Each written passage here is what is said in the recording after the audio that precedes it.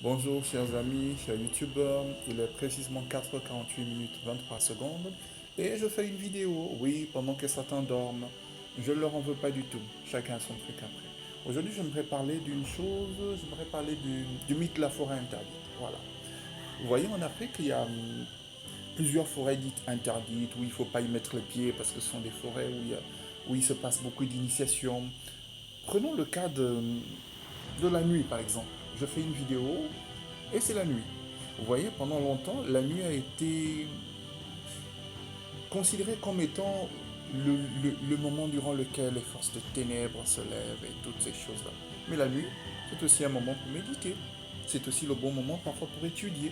C'est aussi le bon moment parfois pour faire de la lecture, pour se reposer, par exemple. Vous voyez. Mais autour de ça, on a peur de sortir de notre maison parce qu'il fait nuit et parce que dans notre esprit, on a conçu et notre culture, notre tradition nous ont enseigné que c'est le temps du diable.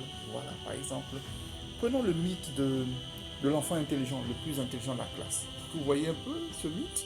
Vous avez un enfant dans une salle de classe et qui cartonne toujours. Il a toujours des 18 sur 20. Parfois, il frôle même le 20 sur 20. Et là, alors, il y a un mythe autour de lui.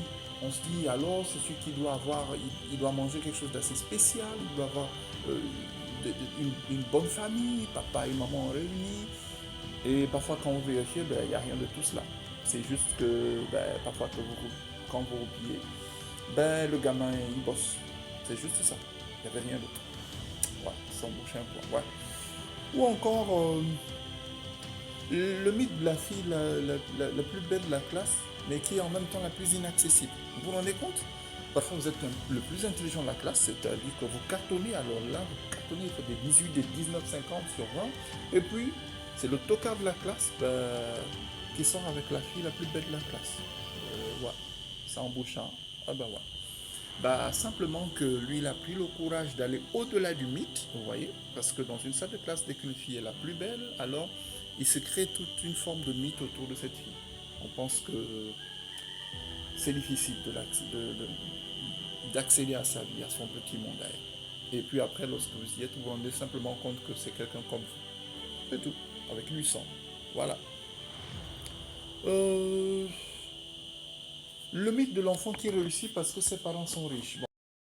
Il y a eu ce genre de cas-là, où vous avez un enfant dans votre salle de classe, il a les parents les plus riches, peut-être de la ville, et puis vous dites, alors s'il réussit, c'est simplement parce que ses parents sont riches. Ben non, parfois pas du tout.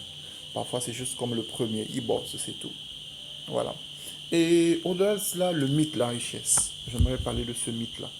Aujourd'hui, vous voyez, la richesse est devenue, pour beaucoup d'Africains, comme le mythe de la forêt interdite. Voilà.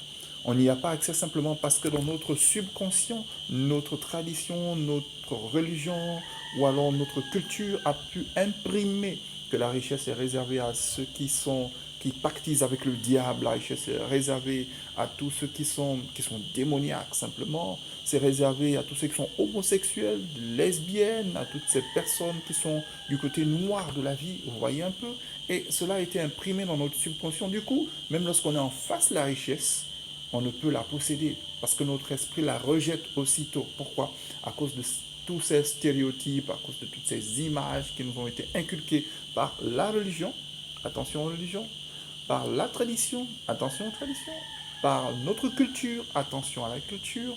C'est pourquoi en réalité, vous voyez, je crois qu'il n'y a pas de culture ni de tradition fixe. Tout est en perpétuel mouvement, tout est en création. Et il faut tout le temps recréer les choses.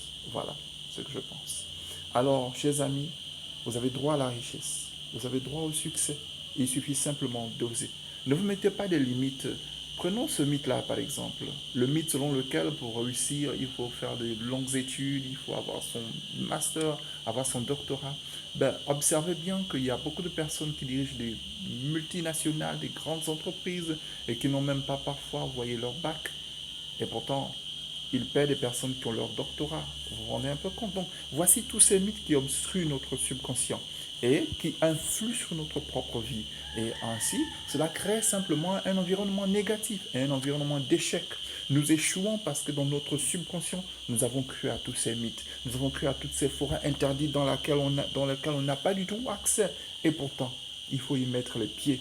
Parce que je vous assure, vous voyez, si quelqu'un veut cacher un trésor, alors il mettra il dira beaucoup de choses négatives autour de ce trésor pour que jamais vous n'y avez accès. Je vous salue.